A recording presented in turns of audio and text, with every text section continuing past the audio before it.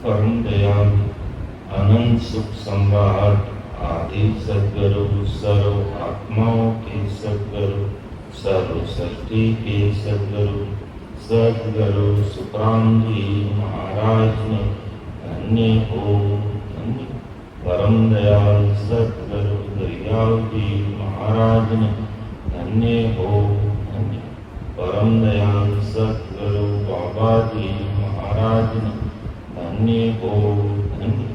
परम दयाल सद्गुरु शेख साहिब राधा कृष्ण जी महाराज ने धन्य हो धन्य। राम सभा में राम महाराज उपस्थित हमारे समस्त वरिष्ठ संतों को, समस्त राम समी भाई बहनों को बारंबार कोटि कोटि राम राम साथ प्रणाम। महाराज की कृपा से प्रातःकालीन सत्संग का सिमरन का समय हर्ष उल्लास अति आनंदमय वातावरण के साथ पूरा हो रहा है। और राम जी महाराज से सदैव यही आराधना, यही प्रार्थना, यही निवेदन करते हैं कि आप ऐसी कृपा सदैव समस्त भाई बहनों पर बने रखना, जिससे हमें सदैव सत्संग, सिमरन, सेवा, ज्ञान चर्चा का प्लेटफॉर्म और संत समागम होता रहता है। क्योंकि इतने सारे भाई बहन एक ही जगह पर बैठ करके उस सद्गुरु साहिब और परमात्मा को सिमरन के द्वारा, भजन के द्वारा याद करते हैं, तो अदृश्य रूप से, केवल रूप से इस राम सभा में प्रकट करते हैं। ये सत्संग, ये सिमरन, ये ज्ञान चर्चा करने कराने वाले सब कुछ आदि सद्गुरु सुखराम जी महाराज जी हैं। और आदि सद्गुरु सुखराम जी महाराज से ही आराधना प्रार्थना निवेदन करते हैं कि आप केवल रूप से, अदृश्य रूप से हम सब भाई बहनों के घट में आकर के विराजमान होना, बैठना, जिससे हम ये ध्यान समाधि का जो विषय हमारा चल रहा है, इसको अपन अच्छी तरह से सुनकर, समझकर, भजन कर, प्रैक्टिकल अपने शरीर में, अपने घट में अनुभव कर सकें। तो विषय अपना चल रहा है ध्यान समाधि का, जिसमें पार ब्रह्म सतलोक में जब नैन से जीवात्मा पहुंच जाती है, वहां का कैसा अनुभव कि पार ब्रह्म सतलोक की रीति, वहां का सुख वर्णन करने से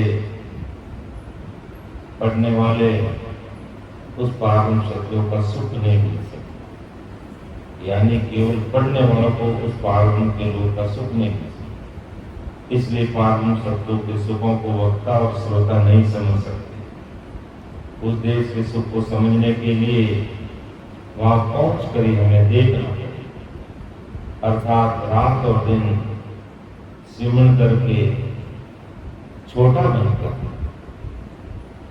छोटा कैसे?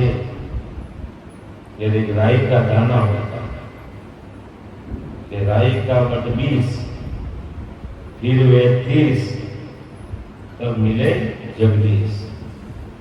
तो इतना छोटा बन करके, इतना निर्मल बन करके फिर भजन में लगते हैं, तो पार ब्रह्म सतलोक की क्या अनुभूतियां हैं, क्या चीजें हमारे शरीर में प्रैक्टिकल अनुभव में आती है, वो हमें पता चलेगा। बाकी मैंने सुना दिया, आपने सुन लिया, उससे हमारी एक समझ बनेगी कि भी ऐसे पार ब्रह्म सतलोक के देश में जाने पर ऐसी अनुभूतियां आती हैं। और फिर अपने भजन में लगेंगे और अपने शरीर में वो चीज स्थिति बनेगी उससे। बाकी बोल दिया सुन लिया इससे काम होने वाला है। प्रैक्टिकल हमें अच्छी तरह से अर्थात इस पावन सतयुग में नैन हंत पहुंच कर ही उसके रहस्य को अर्थात उसके मर्म जान सकता और ध्यान में उस स्थान का आगे जाकर इस पावन सतयुग की रीति नैन स्वयं समझ यानी स्वयं को समझने पर स्वयं के समझ में आने पर ही वो बात बनेगी, बाकी बनेगी नहीं। इसलिए हमें रात और दिन अधिक से अधिक समय हमें सिमरण करना। तो महाराज कुमारिया परम दयाल सतगुरु सुखराम जी महाराज के कहते सुनत को क्या करे क्या ही सुखे होई बिन पुमोता सुख राम जी वेद में आवे को कहते सुनत को क्या करे कहते सुनत को क्या सरे क्या ही सुख होई बिन पुमोता सुख राम जी वेद में आए कोई। ये कहने वाले और सुनने वाले से काम नहीं सरेगा। देखिए इसे देश में पहुंचने पर अनुभव लेने पर ही पता चलेगा। बिन पूता सुखराम की वेद में आ गए, बिना पहुंचे वेद मिलता नहीं। वहां की स्थिति क्या है उसका पता चलता नहीं। आगे साक्य में महाराज फरमा दिया है कि के बाकी कुछ नाय है सुने की होई कर स्यासो सुख राम के सब जगह दर से होई। आदि सतगुरु सुखराम जी महाराज आज जगत के संसार के सभी भाई बहनों को बड़े प्रेम से समझा रहे कि कहने की कोई बात नहीं है और नहीं सुनने की बात है कि कहना की कुछ ना है और ना सुनने की हो। पर सुखराम के सब जगत से अर्थात जैसे जगत में जाकर अनुभव लेने पर ही सब चीज समझ में आती है, वैसे इस सतलोक में पहुंच कर ही समझ पाती। क्योंकि हम कभी दिल्ली गए नहीं और दिल्ली के बारे में सुना है तो वहां की समझ हमें नहीं आएगी। दिल्ली जाकर के हम उस स्थान को देखेंगे तो हमें पता चलेगा कि वहां क्या क्या चीजें हैं।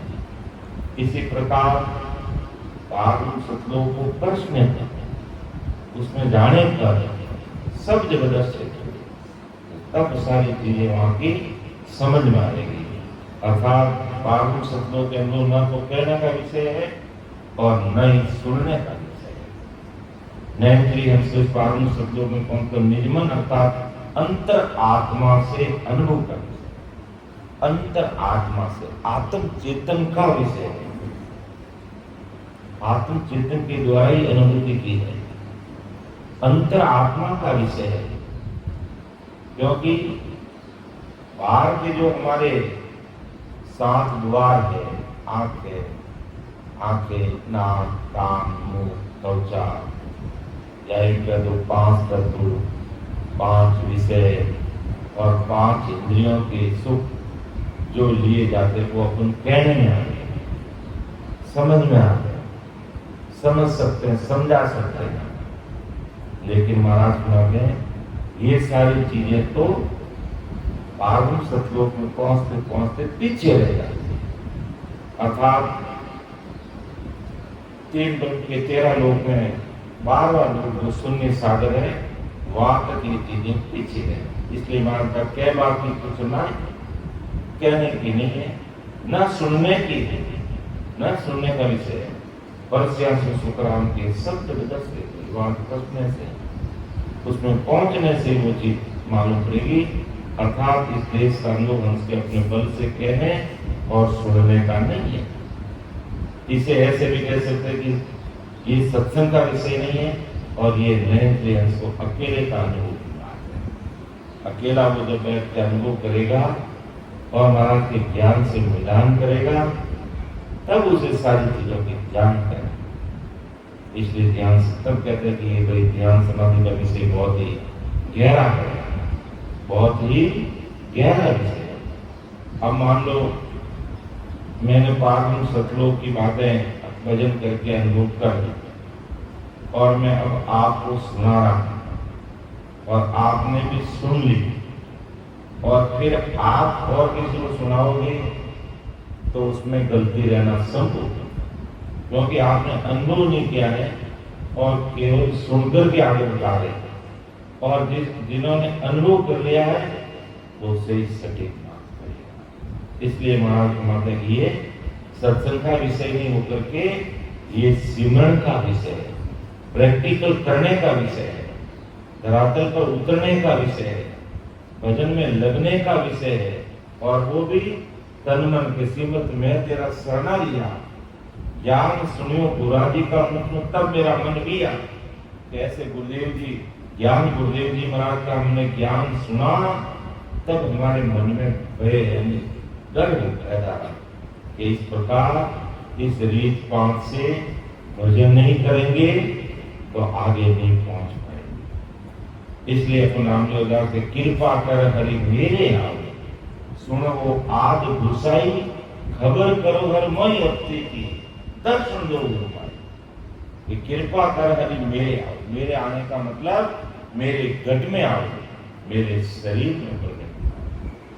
सुनो आद घुसाई, आदि अनादि से जो अमर लोक में भेजने वाले जो ससुर साई राम जी, आप मेरी बात को सुनो और खबर करो, मेरी खबर करो, मेरा पता करो कि मैं कहां पर आकर के मेरी गाड़ी रुक गई है और मैं अब आगे क्यों नहीं बढ़ रहा हूं, मेरे कर्मों का खात्मा क्यों नहीं हो रहा है। आप मेरी खबर करो और दर्शन दो, पूर्णमाए मेरे हृदय में दर्शन चाहिए। मुझे बाहर के दर्शन नहीं चाहिए, मुझे मेरे हृदय में दर्शन चाहिए। कि मुझ पर कृपा कीजो, भक्ति रो दान दाता दीजियो। मुझ पर कृपा कीजो, भक्ति रो दान दाता दीजियो। अंदर पड़ता खोल के गुरु मन दर्शन दीजो। अंदर पड़ता खोल के गुरु मन दर्शन दीजो। दरदीदास अवगत सुन लीजो। राम सने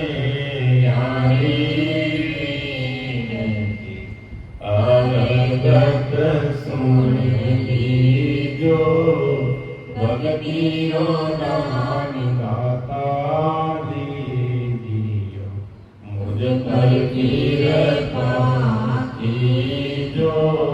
भवसागर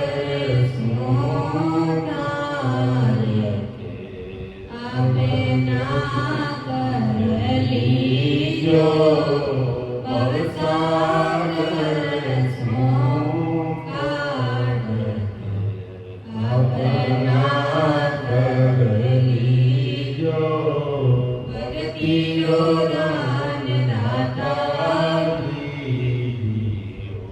मुझे पर कृपा कीजो।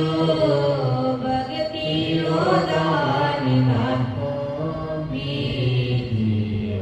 अति सुंदर सुकर साई, वचना सुत नारी। अति सुंदर सुकर साई, वचना सुत नारी। तेरा तो मांगो गुरु मन आने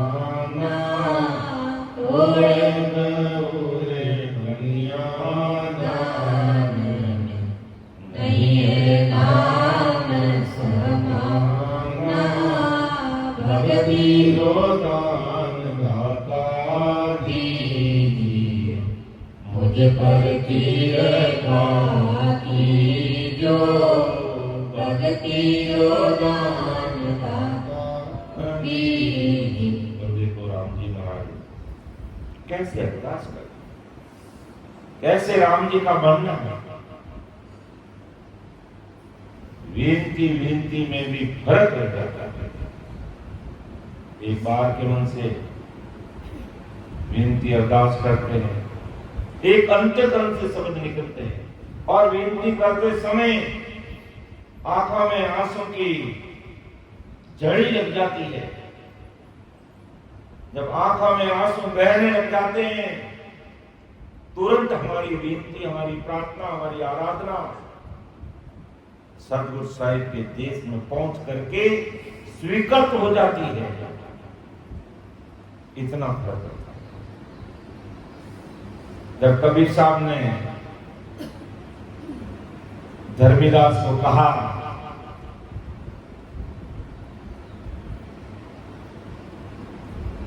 अरे धर्मीदास, अति सुंदर सुख साहिबी सुख वचना नारी, तुझे क्या चाहिए मांगे मेरे। सोना सुमेर पर्वत मैल जो गढ़ हस्ती का दान चाहिए, 100 करोड़ घ्यू दान में दे। लेकिन धर्मीदास ने कहा कि महाराज, नाव की बराबरी कोई नहीं, मुझे ये मायावी जगत की चीजें नहीं चाहिए। तो बोल तुझे क्या चाहिए। अंदर पड़दा खोल के गुरु मन दर्शन दीजो, अंदर पड़दा खोल के गुरु मन दर्शन दीजो, धर्मीदास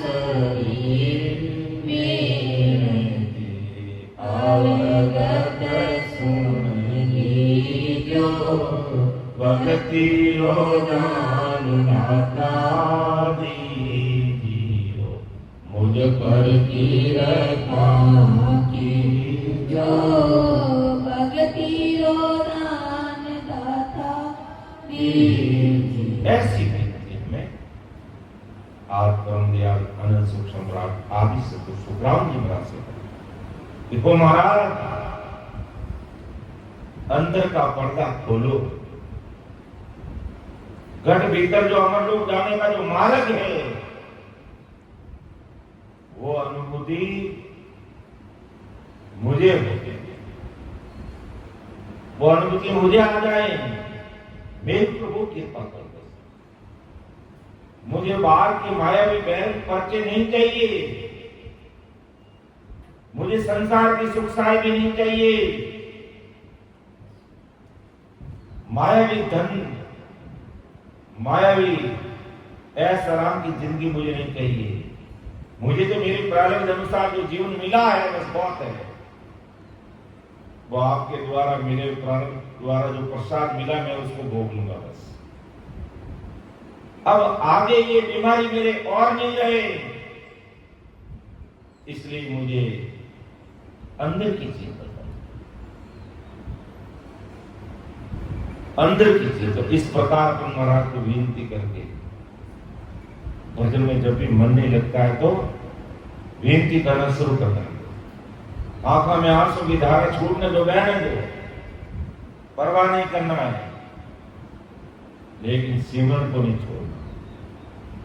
सब काम सरल होता है, सब सहज में होता है, लेकिन बैठ के 2 घंटे 3 घंटे सिमरन करना बड़ी भारी बात। ये हर एक की बस की बात नहीं है, हर एक की बस की बात नहीं। और जो बैठ गया, जो बैठ गया, वो आज नहीं कल वो सागर से पार हो जाएगा। और सिमरन में बैठने से अगर कोई बचने का प्रयास करता है तो एक जन्म और लेना पड़ सकता है। इसलिए सत्संग तुम्हारी मर्जी आए तो सुनो, ज्ञान तुम्हारी मर्जी आए तो सुनो, लेकिन सिमरन में छोड़ो। सिमरन का समय को टालो मत। सिमरन के समय पे ऐसे मत जाने दो। मानते हैं, जानते हैं, समझते हैं, कि 2-2 घंटे 3-3 घंटे बैठने का अभ्यास नहीं होने के कारण बैठ नहीं पाते हैं। कोई बात नहीं बैठ पाते हो, नीचे बैठ के सिमरन करते हो, थक जाते हो तो कुर्सी में बैठ जाओ। कुर्सी में बैठने पे नहीं होता तो थोड़ा घूम करके आ जाओ, लेकिन सिमरन तो करेंगे, घूमते घूमते सिमरन करेंगे, खड़े खड़े सिमरन करेंगे, आते जाते सिमरन करेंगे। तब ये बड़ी बड़ी घाटियां हैं हमारी पार होगी और हमारा परमात्मा से तार निरंतर जुड़ जाएगा। अब मायावी जगत में डूबे रहोगे तो मरना निश्चित है, और भक्ति में डूबे रहोगे तो तिरना निश्चित है। इसे कोई नहीं रोक सकता। इसलिए बड़ी अद्भुत बातें हैं, ये सारी बातें अद्भुत बातें हैं, और इनके लिए बैठ करके अंदर में खोना ही पड़ेगा, अंदर में सुरती को ठिकाने रखना ही पड़ेगा। और जब सुरती को ठिकाने रखते रखते रखते फिर आगे बढ़ेंगे तो इससे भी अपन पीछे हट जाएंगे, सुरती भी काम नहीं करेगी। फिर तो दिव्य काय नेत्र निनाम हमारा अंतर आत्मा ही उसको एहसास करेगी। अंतर आत्मा है।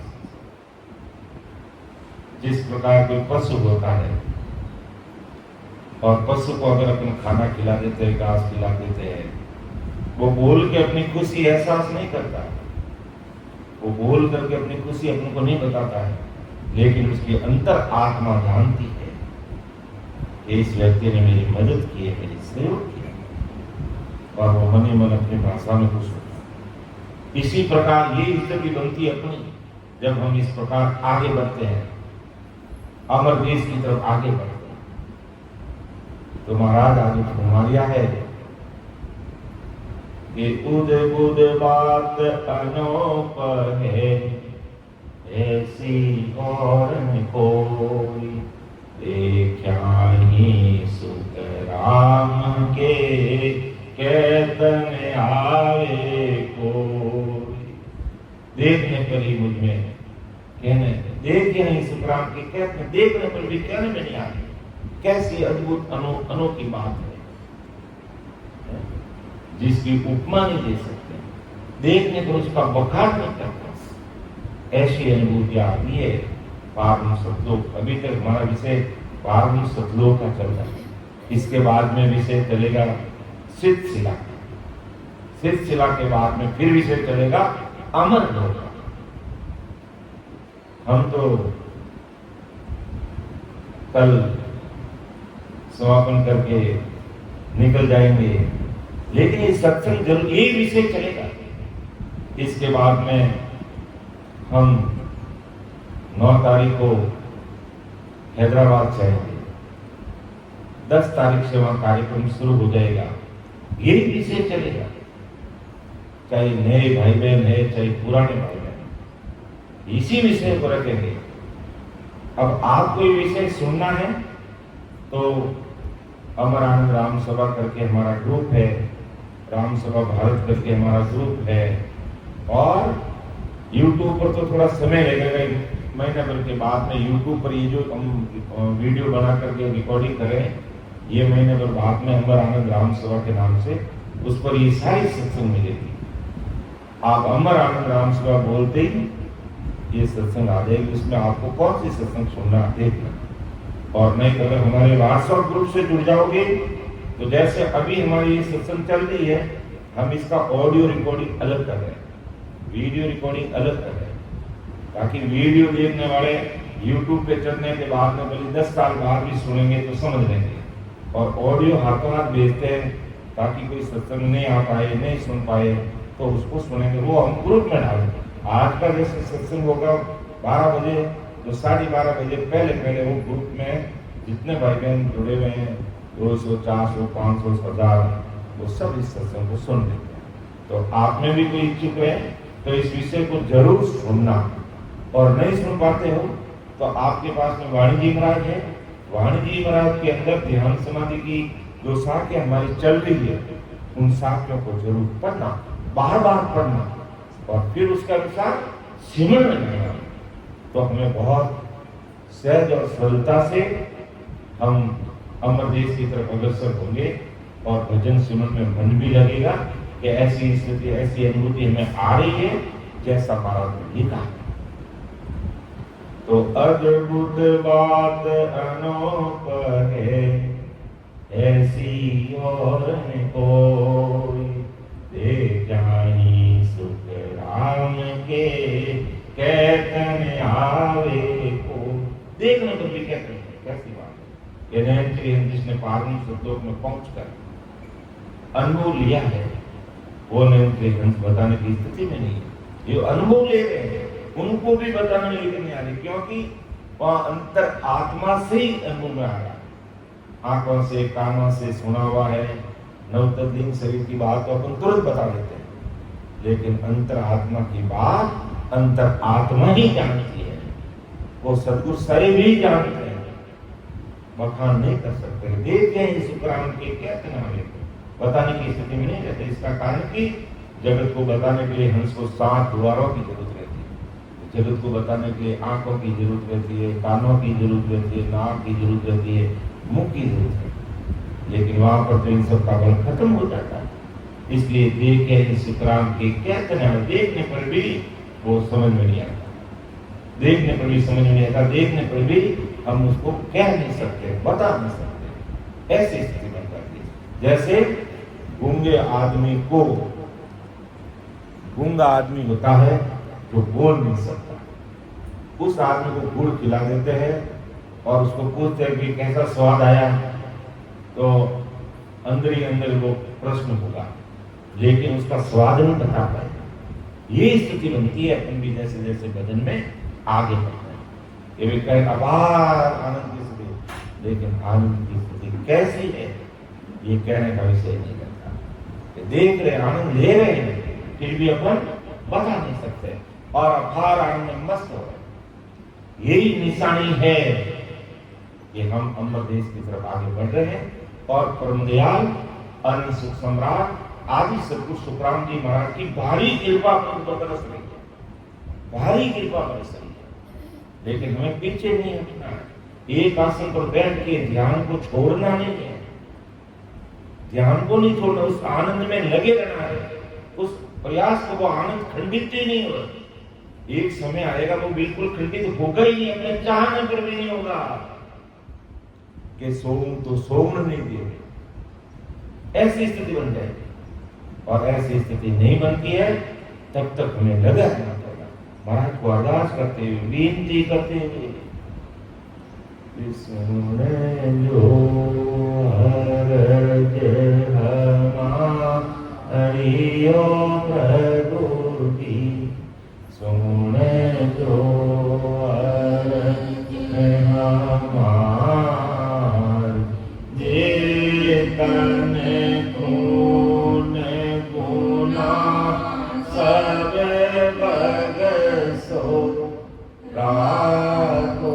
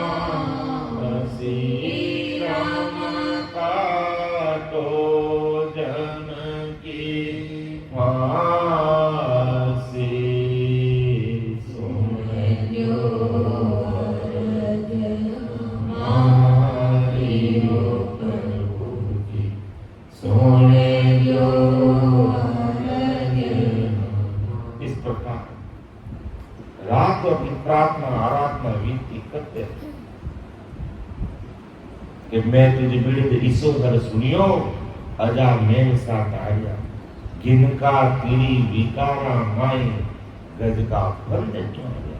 वो ससुर साई पाओ को परमात्मा आपका बिड़द बड़ा भारी है। बड़े बड़े पापियों को पतित कर दिया, उनको नरक में जाने से आपने बचा दिया, आपने उनको मानव दंड दे दिया। तो ऐसे पापी तो हम है नहीं, और फिर भी आपको लगता है कि हम ऐसे पापी दृष्टि है, तो आप अपने पीड़ित की इलाज रखना, आप अपने पीड़ित की इलाज रखना।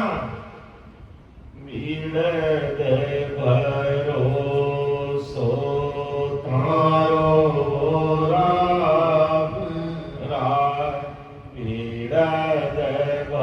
भरोसो थारो ऊंडा ऊंडानी अथंग जड़ भरिया पकड़ो निहात हमारो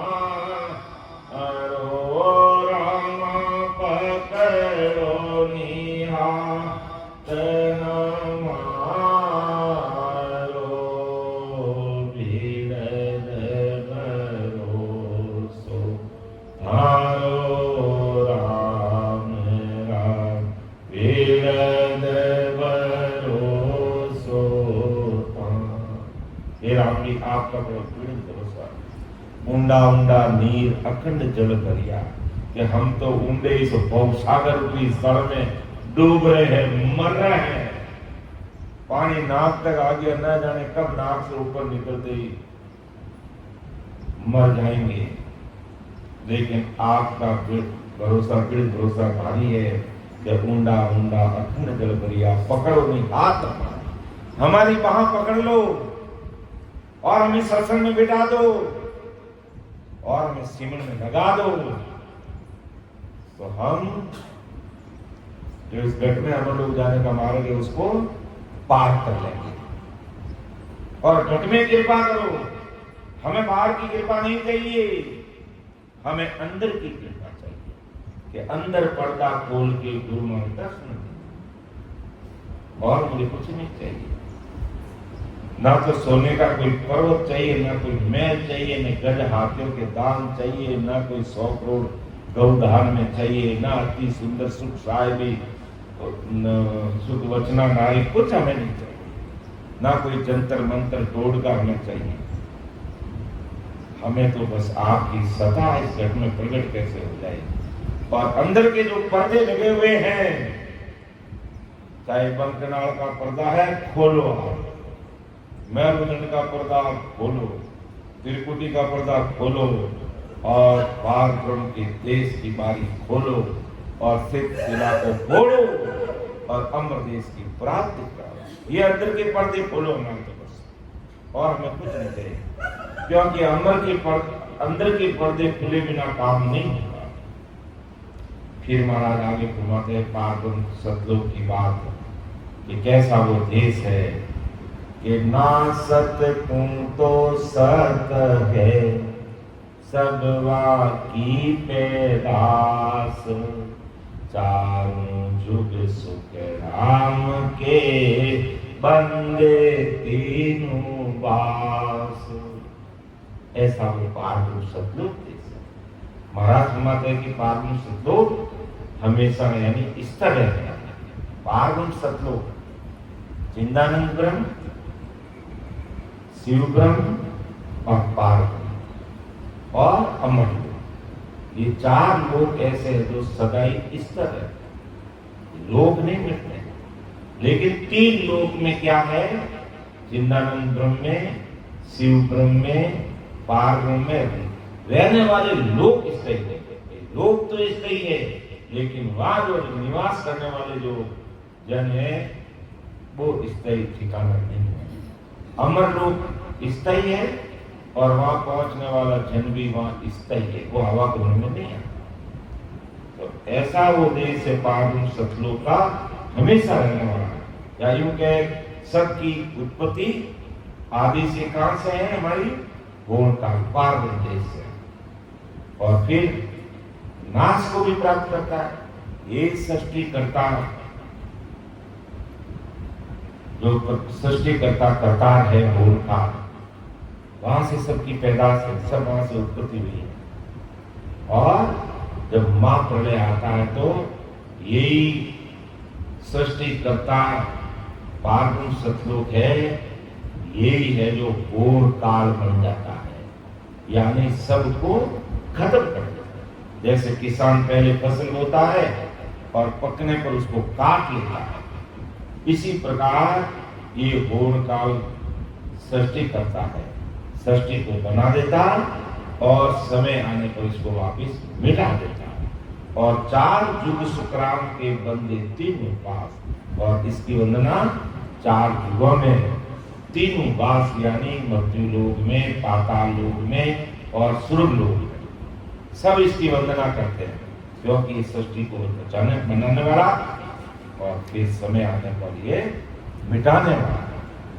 जैसे कि ये बात सत्य है कि भी पार्वण सतलोक हमेशा रहता है, ये तो हम सब जानते हैं। जिंदानंद ब्रह्म का लोक भी हमेशा रहने वाला है, शिव ब्रह्म का लोक भी हमेशा रहने वाला है, स्थिर है। लेकिन स्वर्ग, मृत्यु और पाताल सभी ये जितनी जीवात्माएं हैं, सभी आदि में शरीर धारण कर 4 युगों में इस सतलोक से ही पैदा हुई।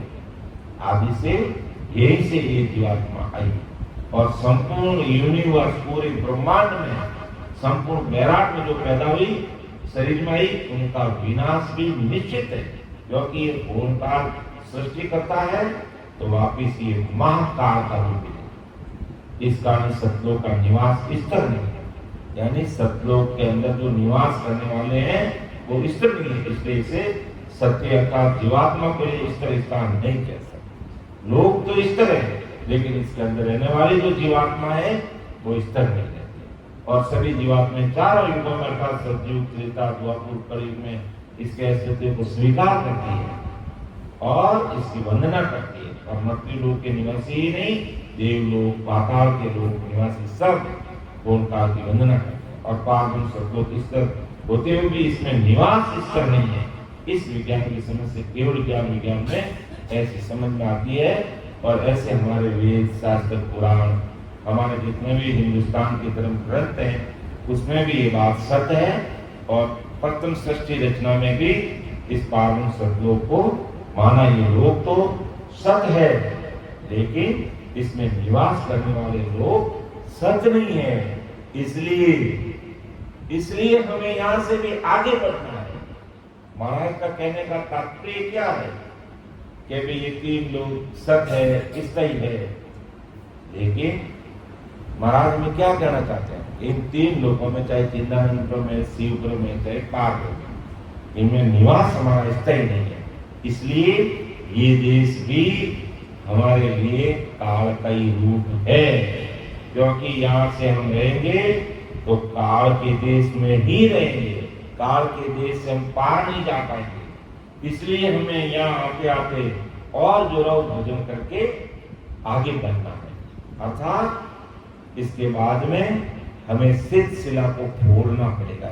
इस पार्वण सतलोक के आगे की जो बड़ी घाटी है वो आएगी सिद्ध शिला, और उस सिद्ध शिला को फोड़ दिया तो फिर अमर देश की बात होगी। और यहाँ से कौन कौन सी चीजें पैदा होती है ओंकार पार्वण से, जो महाराज ने अगली साथी में लिखा है कि 5 तत्व गुण धात जीवन सब यासु ही होई, वे ऐसा सुख राम के वरूपन धर से कोई। अर्थात परम दयाल अनंत सुख सम्राट आदि सतगुरु सुखराम जी महाराज आज संसार के सारे भाई बहनों को समझा रहे हैं कि दिखाई देने वाली जैसे सभी 5 तत्व गुण, 5 तत्व गुण और धातु यही से उत्पन्न गुण का पाप, परंतु ऐसा है जिसका रूप रंग हमें दिखाई नहीं देता, क्योंकि पार्वण सतलोक निराकारी है, अरूपी है, जबकि संपूर्ण साकारी सृष्टि, संपूर्ण यूनिवर्स, पूरा ब्रह्मांड की उत्पत्ति इसी पार्वण सतलोक से हुई है। वो निराकार है, रंग रूप नहीं है, लेकिन सारी सृष्टि की रचना भी इस पार्वण सतलोक से हुई है। और इस साकारी सृष्टि संपूर्ण यूनिवर्स के मुख्य आधार जो 5 तत्व है, 3 गुण है, शब्द धातु की उत्पत्ति, पारगुण शब्दों से, यानी 5 तत्व कह दो, 5 विषय कह दो, 5 इंद्रिय कह दो, 3 गुण कह दो, रजो तमो और सतोगुण, और 7 प्रकार की धातु, ये सारी की सारी उत्पत्ति ये से 5 तत्व गुण धात जीव सब यही सु होई, ये ऐसा सुखराम के वह रूप न दर्शे, लेकिन इसका रूप देखने कि 5 तत्व अर्थात पहला हम जानते हैं सब, आकाश, वायु, अग्नि, जल और 5वां पृथ्वी। एक इससे हुई पारगुण के महत्व से, कहां से हुई 5 तत्वों की उत्पत्ति? पारगुण के महत्व से। और 3 गुण अर्थात निर्गुण माया की उत्पत्ति पारगुण के महत्व और आदि इच्छा से हुई है, जिससे ब्रह्मा विष्णु में पैदा हुई। और इसी त्रिगुण माया से सतोगुणी विष्णु, रजोगुणी ब्रह्मा, तमोगुणी शंकर की उत्पत्ति भी पारगुण के देश के ब्रह्मजल से अर्थात अंड कटाक्ष से हुई। और 7 धातु पहला रस, फिर रुधिर, मांस, मैदा, अस्थि, मज्जा और शुक्र या वीर्य कह दो, इन सभी की उत्पत्ति पारगुण के देश के महत्व से उत्पन्न हुआ और जल और पृथ्वी तत्वों से ही है। तो ये 7 धातु शरीर में है। कुछ खंड की 7 धातुएं इस प्रकार दूसरे रूप में कहते हैं कि सोना, चांदी, तांबा, रांगा, लोहा, छठा शीशा और 7वां दशा। तो साकारी शक्ति अर्थात यूनिवर्स यानी विराट के इन सभी की उत्पत्ति का स्रोत पारगुण से है। यानी 5 तत्व गुण जीव सब यही से होई, वे ऐसा सुखराम के रूप में, यानी पूरा का पूरा हमारी जो साकारी सृष्टि 5 तत्व 3 गुण 7 धातु सारी की सारी उत्पत्ति अब हम सब देख रहे हैं, लेकिन फिर भी पूर्ण काल निराकारी है, जिसका कोई रंग रूप नहीं है। वे ऐसा सुखराम के रूप न दर्शे होई, ये 5 तत्व गुण धात जिनु सब याई सु होई, वे ऐसा सुखराम के रूप न दर्शे कोई। फिर आगे महाराज कुमार के आए, ये सतलोक महिमा कहूं सुनो सकल जन आई, गौर गुपा सुख देख के मत भूलो या मान।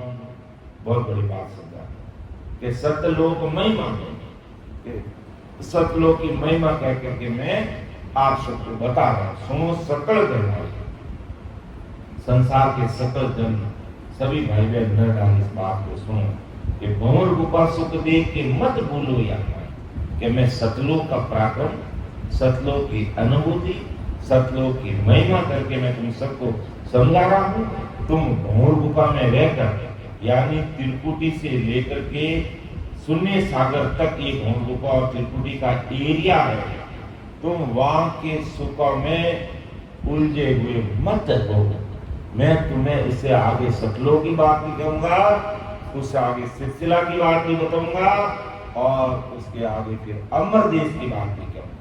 तुम इस भंवर गुफा के सुखों में, इस सुखमणा के सुखों में उलझ करके मत रहो, यानी वहां अटक करके मत रहो, क्योंकि वहां खूब हमारे सातों द्वारों से सुख मिलते हैं और सातों द्वारों से 5 विषयों के सुख मिलते हैं और 5 इंद्रियों के सुख मिलते हैं। तो वो हंसा वह मस्त हो जाता है और भंवर गुफा को छोड़ने का, सुखमणा को छोड़ने का मन ही नहीं करता।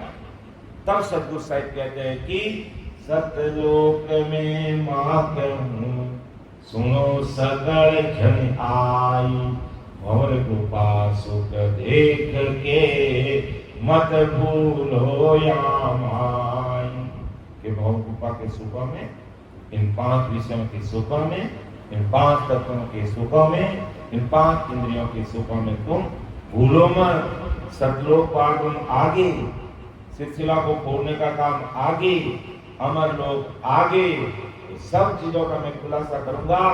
तुम यहीं इन 7 द्वारों से भोग लेने में मस्त होकर के मत बैठो, इनको छोड़ के आगे बढ़ो। अर्थात आदि सद्गुरु सुखराम जी महाराज इस आखिर में सब जनता संतों को इस भोग से आगे जाने के लिए और सत्रों का अनुभव लेने के लिए उपदेश दे रहे, हुक्म दे रहे, आदेश करना है कि नेत्रहीन अपने साथ सुख लेने के द्वारा अर्थात ज्ञानेंद्रियों 9 तत्वलिंग शरीर सुरती के साथ रचमच है लगा हुआ, तो उसको सुख मिल रहे, शारीरिक सुख मिल रहे हैं उसको। और जबकि राम जी उसको आत्मिक सुख देना चाहते हैं, आगे ले जाकर के इस अंतरात्मा से सुख कैसे लिए जाते वो बात बताना चाहते हैं। लेकिन ये शारीरिक सुखों में मस्त है, तो इन्हें छोड़कर अकेला होना नहीं चाहता।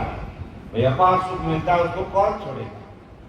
लेकिन महाराज सुनाते भाई ये सुख तो है, लेकिन ये इसका ही सुख नहीं है, इसलिए तुमको इसको छोड़ना पड़ेगा।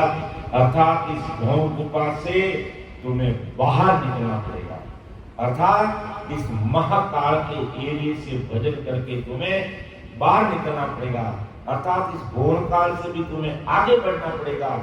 तब है जो मां सुखों का देश आएगा, जहां पर सुख मांगने पर नहीं मिलते।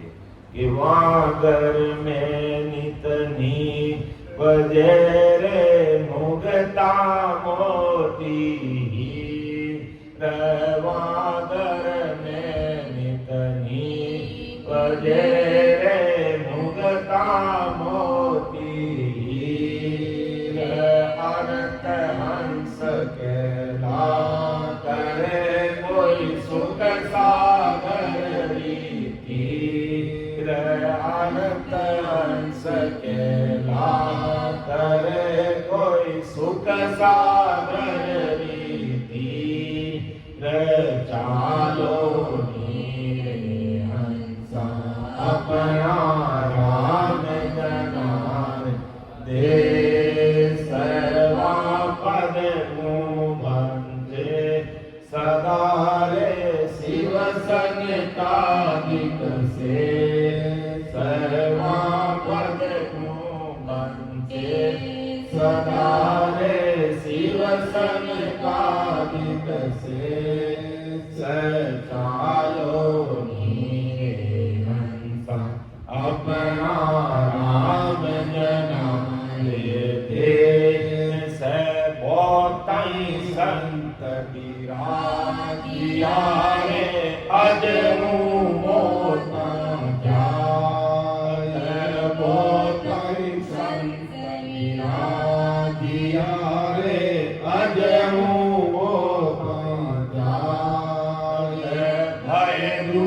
तो व्यापे नहीं मारा सतगुरु जीरो साथ, दुख तो व्यापे नहीं मारा सतगुरु जीरे लोग, चालो नीरे हंसा अपना राम जनारे दे, मरना ध्यान नहीं रे ध्यान सो जामन मरना ध्यान नहीं रे ध्यान सो, माया व्यापे नहीं मर सतगुरु धीरे लो,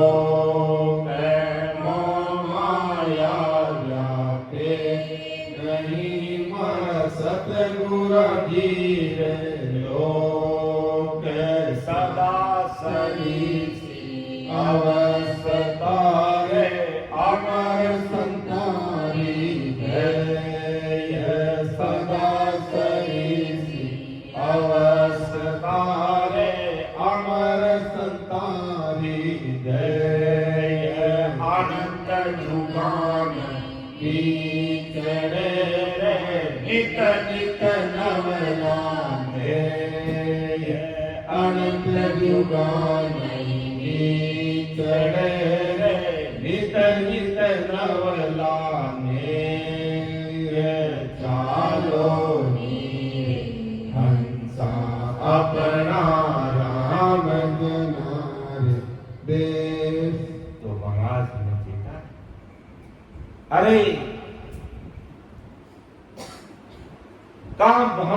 के सुखा में,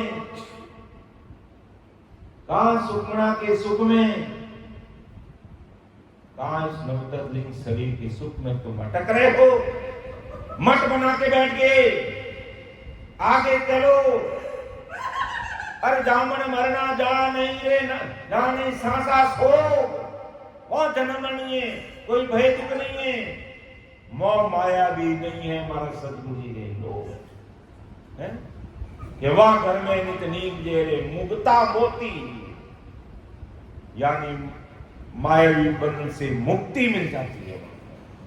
और अनंत हंस कहला करे, अनंत जिसकी कोई गिनती है, क्या कर रहे हैं, आनंद ले रहे हैं सोकर। चलो ना वहां पर, तुम इधर भवगुफा में यार पार्वती के पहले ही अटक करके बैठे हो, वहां आगे परम दयाल सदगुरु सुखराम जी महाराज चेता से और बहुत ही हंसा जात है, बहुत ही हंसा विराट है, बहुत ही हंस विराट की पहले से, और अज हूं बहुत ही जात, और अभी भी खूब जा रहे महाराज के ज्ञान सुनकर, सत्संग सुनकर, ज्ञान सुनकर, ध्यान समाधि विषय सुनकर, और आसन लगा करके 2-2, 3-3 घंटे बैठ करके भजन करके प्रेम से अमर देश की प्राप्ति करें। हजारों भाई में अनंत लोग जा रहे, तो पहले से ही बात खूब सारे संत बैठे हैं, और अभी बहुत आ रहे हैं। भय दुख व्यापे नहीं, वहां जाने पर हमें किसी प्रकार का दुख नहीं रहेगा। यहां पर ज्यादा बारिश होगी तो दुख, हमारे आम खराब होगी, हमारे जामुन खराब होगी, हमारी फसल खराब होगी, ये दुख है। बिजली चली गई, पसीना पसीना छूट रहा, ये दुख है। घर में खाने की सामग्री नहीं, दुख पैदा हो गया। बाल बच्चे बड़े हो गए, शादी नहीं हो रही, दुख है। यानी पक पक कर दुख है। यहाँ पर ये बहुत सागर, दुखों का ही सागर है, बाहर निकलो। ब्रह्म दयाल सदगुरु सुखराम जी महाराज बाहर निकलो, कहीं को इसमें रचमच होकर के बैठे हो। अगर रचमच होना है तो अमर देश के सुखों में रचमच होना, उस देश के सुखों में रचमच होना। बहुत संत पहले से पहुंच चुके हैं, और आज भी बहुत संत जा रहे हैं। तो महाराज मार्ग सत्यलोक में मात हूं, सुनो सकल जन आई, भंवर गुफा सुख देख के मत भूलो यामा।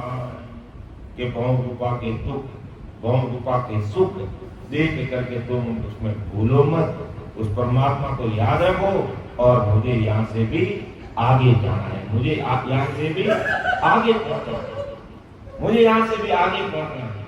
इसलिए इन 5 विषयों के सुख को, 5 तत्वों के सुख को, इन 5 इंद्रियों के सुखों को छोड़ो, और आगे जो अंतर आत्मा के सुख मिल रहे हैं, जिसका बखान नहीं कर सकते, ऐसे सुख लो, और वही सुख सही रहेगी। बाकी सुख तो मिटने वाले, ऐसे परम दयाल सदगुरु सुखराम जी महाराज। अर्थात इस भंवर गुफा के सुखों में लिप्त मत रहो, इससे आगे बढ़ो, इन्हें छोड़कर सदगुरु का आधार लो। बाप उनके देश की बाध्यता खिड़की की दूसरी ओर सतलोक में चलो, और आगामी साक्ष्य में हम सतलोक की रीति का भी वर्णन करें, यानी और इसमें कैसी कैसी अनुभूति आती है वो और देखते हैं। अगली साक्ष्य में महाराज और क्लियर कर रहे हैं कि और कैसा सुख की अनुभूति है, कैसा वो पावन सतलोक है। कि सुन स्वरूपी ब्रह्म है, कि सुन स्वरूपी ब्रह्म है, काय स्वरूपी धाम। मैं मां सुन सुख राम के, क्यों कर गए हूँ राम। बहुत बड़ी बात समझा रहे हैं, पावन सत्यों के स्वरूप का वर्णन कर रहे हैं कि वो उसका स्वरूप कैसा है। जैसे इस हंस अर्थात ब्रह्म का स्वरूप, अर्थात ये हंस ब्रह्म दृष्टि और मुट्ठी में नहीं आता, ब्रह्म दृष्टि और मुट्ठी में नहीं आता, परंतु वो नित्य है, नाशवान नहीं है। पावन सत्यों हमेशा रहने वाला, लेकिन दृष्टि मुट्ठी में नहीं आता, इसी प्रकार उसका ये आदिगर उसका धाम, उसका सतलोक स्थिर है, नाशवान नहीं है, परंतु दृष्टि में नहीं आता, देखने में नहीं आता, सुनने में, प्रश्न में नहीं आता। जैसे इस हंस ब्रह्म सभी लोकों में है, इसलिए सभी में रमने वाला आता राम, परंतु उसकी महिमा करे तो भी चित्त मन बुद्धि से ग्राह्य नहीं, उससे कहा नहीं जा सकता, बताया नहीं जा सकता, समझ से परे है, चित्त मन बुद्धि से भी वो परे है।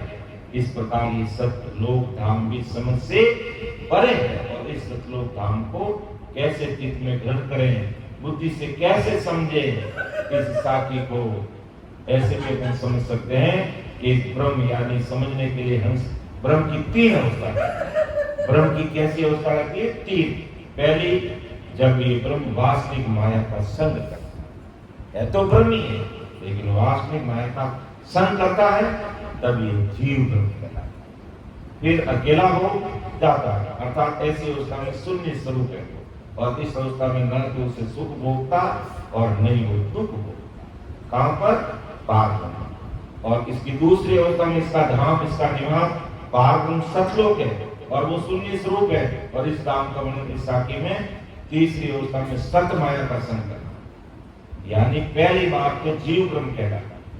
कब कहलाता कि ये पहला जब वासनिक माया के साथ रहता है तो जीव ब्रह्म कहलाता, और फिर दूसरा माया का भोग छोड़ देता है और अकेला हो जाता है, ऐसी अवस्था में वो शून्य से पहले जीव ब्रह्म रहता है। कब? जब वासनाओं के साथ रहता है, और जब वासनाओं को छोड़ देता है तो फिर वो शून्य स्वरूप हो जाता है, और फिर तीसरी अवस्था में वो सत्य माया का संग कर लेता है, अर्थात वो सत्य स्वरूप परमात्मा का संग कर लेता है, इसलिए वो सत्य स्वरूप कहलाता है। तो ब्रह्म वही है, लेकिन अवस्था इसकी तीन है। वास्तविक माया के साथ रहेगा तो जीव ब्रह्म कहलाएगा, वास्तविक माया को छोड़ देगा तो वो शून्य स्वरूप हो जाएगा, और फिर सत्य माया का साथ कर लेगा तो वो सत्य स्वरूप बन जाएगा। तो ऐसा महाराज के वो ओंकार पारब्रह्म देश का स्वरूप है कि सुन स्वरूपी ब्रह्म है, ताय स्वरूपी धाम, मैं मां सुन सुख राम के, क्यों कर गए हो राम। के अखंड सुख निरंतर आनंद में वो लग जाता है, जब तक सत्यमाया का साथ कर लेता है। फिर महाराज आगे और इसको क्लियर कर रहे हैं कि रूप कमुदी से नहीं, रंगन घर से मोई, मैं मां सुन सुख राम के, क्यों कर गए हूं तोई। अर्थात रूप का आधार क्या? तीर्थ तत्व, और इस तीर्थ की उत्पत्ति तो इस पारब्रह्म सतलोक से है। फिर भी ये पारब्रह्म सतलोक अरूप है। तीर्थ तत्व यही से प्रकट हुआ, आकाश तत्व यही से प्रकट हुआ, वायु तत्व यही से प्रकट हुआ, जल तत्व यही से प्रकट हुआ, पृथ्वी तत्व यही से प्रकट हुआ। और तीर्थ तो लेकिन फिर भी उसका वो अरूप है, निराकार है, देखने में नहीं आता। और इसका रूप कैसे कहूं? रूप कमुदी से नहीं, रंगन रस से मोय, महिमा सुन सुखराम के, क्यों करके उनको। अर्थात पांच तत्वों की उत्पत्ति भी इस पारब्रह्म सतलोक से, जो हम सब जानते हैं। पारब्रह्म सतलोक के महातत्व से इन पांच तत्वों की उत्पत्ति हुई, लेकिन इसका रंग दिखाई नहीं देता, इसलिए ये ज्ञानेंद्रियों से ग्राह्य नहीं है, ज्ञानेंद्रियों से देखा नहीं जा सकता। समझ का वर्णन फिर कैसे करें? आदि सदगुरु सुखराम जी महाराज फरमाते कि तुम्हें किस प्रकार कहकर समझाऊं जिसे समझ सको। ये पारब्रह्म सतलोक शून्य स्वरूप है, और बिना रूप और बिना रंग का, जो कहने में नहीं आता है। एक अंतिम साखी और ले लेते हैं इसकी, फिर अपन समापन की ओर आगे बढ़ेंगे। कि चौड़ा कम तो छह नहीं, वाराणसी से पार, ऐसा सुन सुख राम के, साईं सिरजनहार। देखो ये चौड़ा क्रम तो छह नहीं, इतनी चौड़े जिसका छह नहीं, कोई वार पार नहीं, वार नदी से पार, वार नदी से पार। चौड़ा क्रम तो छह नहीं, वारन से पार। ऐसा सुन सुख राम के साईं सिरजनहार। इस पावन शब्दों के परिणाम की बात करें, इसके नापतोल की बात करें, इसकी लंबाई चौड़ाई करें, तो इसका कोई छोर दिखाई नहीं। जैसे अपन अथाह समुद्र के किनारे जाते हैं, चाहे कन्याकुमारी में जाके देख लो, चेन्नई में जाके देख लो, और आपके गुजरात में भी समुद्र का किनारा आता है, तो वहां जाकर के खड़े रहेंगे तो हमें दूसरा छोर दिखाई नहीं देता। इसी प्रकार महाराज कहते हैं, इस वागवन की लंबाई चौड़ाई कहे तो इसका कोई छोर किनारा दिखे नहीं, इसका वार नहीं। ये ऐसा स्वामी है जो समस्त जगत का 3 लोक 14 भवन 3 ब्रह्म के 13 लोगों की नीतियों का सर्जन करता है। कि साईं सिरजनहार, क्योंकि इन सब की रचना करने वाला, इन सबको बनाने वाला, यानी 3 लोक 14 भवन 3 ब्रह्म के 13 लोगों की नीतियों का ये सर्जन करता है। ये सिरजनहार है, बनाने वाला है, कर्ता ब्रह्म है, कर्तार है। इसलिए इसका कोई वार पार नहीं। और खगोल विज्ञान से अगर समझने का प्रयास करें तो जैसे मनुष्य को इस बैराग अर्थात यूनिवर्स का परिणाम, इसका छोर पता ही नहीं है। जैसे आकाश गंगाओं के और छोर का कोई आंकलन नहीं। अपन चांदनी रात में या अंधारी रात में आकाश गंगा जिसमें तारे टिमटिमाते देखते हैं, उसका छोर हमें कहीं दिखाई नहीं देता, लंबा चौड़ा। तो ऐसी की ऐसी स्थिति इस पारब्रह्म सतलोक की है, जो इसका मतलब कोई वार पार नहीं है, यानी लंबाई चौड़ा का अपना कोई अंदाज नहीं लगा सकते हैं। ऐसा वो पारब्रह्म सतलोक है। लेकिन सतरूप साहिब अमरलोक के सामने वो एक छोटा सा भाग है। अमरलोक के सामने तो वो एक छोटा सा ही भाग है, लेकिन फिर भी इतना लंबा चौड़ा है जिसका कोई वार पार नहीं। तो चौड़ा कम तो छे नहीं, वारन से पार। ऐसा सुन सुख राम के साईं सिरजनहार। फिर आगे किस्सा की आगे अपन जैसे समय मिलेगा हम उसके अनुसार लेने का प्रयास करेंगे। तो बहुत ही गहरा और समझ का विषय है और सिमरन का विषय। सिमरन करेंगे तो अपना आप ये हमें ऐसा दृश्य दिखाई दे रहा है कि भी हम माँ शून्य से आगे जाने पर जिसका कोई किनारा नहीं, सागर ही सागर, शून्य सागर, जिसका कोई वार पार नहीं है, पार तुम सतलोक। ऐसे अनुभव के अंदर कई भाई बहन बताते हैं और अपन भजन करेंगे। कई भाई बहनों को इसका अनुभव आया होगा और नहीं आया तो महाराज को अरदास करके विनती करके 2-2 घंटे 3-3 घंटे 4-4 घंटे नियमित रूप से लगे रहेंगे तो बिल्कुल इसका प्रैक्टिकल अनुभव अपन सब भाई बहनों को भी आएगा। तो बोलने में समझाने में मेरे से त्रुटि अवश्य रह सकती है, लेकिन आप उसको अन्यथा मत लेना। छोटा भाई समझ करके मुझे समझ करना कि सुन जो मैं निर्दोष हूँ, घाट बांध दस होई, तुम्हें हर बोल हार हो, क्या जानेगा कोई। परम दयाल अनंत सुख सम्राट आदि सदगुरु, सर्व आत्माओं के सदगुरु, सर्व सृष्टि के सदगुरु सदगुरु सुखराम जी महाराज धन्य हो। राम सभा में राम महाराज, उपस्थित सभी राम शनि भाई बहनों को, हमारे बड़े संतों को, सबको मेरा बारंबार कोटि कोटि राम राम सब प्रणाम।